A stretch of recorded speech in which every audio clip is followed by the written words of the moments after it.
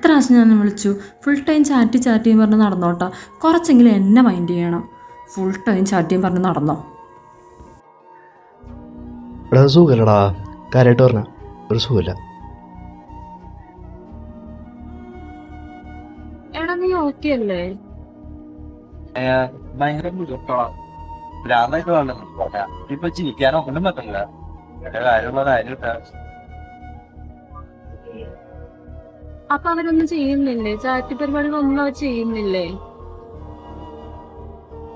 നമ്മളിപ്പോ ഓരോ വീടുകളിൽ പോയിട്ട് എന്തോ പറയണേ, ഇങ്ങനെ അസുഖമാണ്, ഈ ക്യാൻസർ പേഷ്യൻസ് അല്ലെങ്കിൽ അങ്ങനെയുള്ള ആൾക്കാർക്ക് വേണ്ടിയിട്ടുള്ള സഹായത്തിന് വേണ്ടിയിട്ടാണ് പറയണം.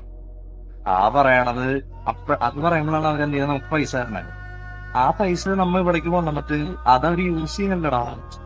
അതായത് നമ്മളൊരു സോഷ്യൽ വർക്കിംഗ് ചെയ്തിട്ട് സോഷ്യൽ വർക്കേഴ്സ് ആണെന്നും പറഞ്ഞിട്ടാണ് നമ്മൾ ഓരോ വീടുകളിൽ കയറണത്.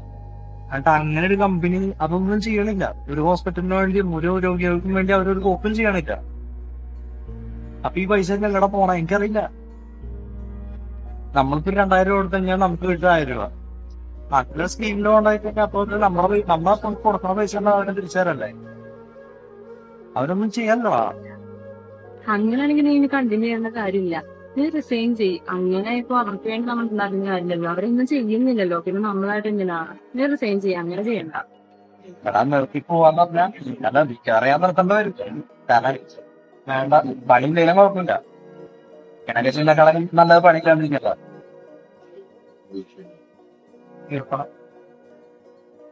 എന്തായാലും ഈ മാസം കൂടി കഴിയണ്ട.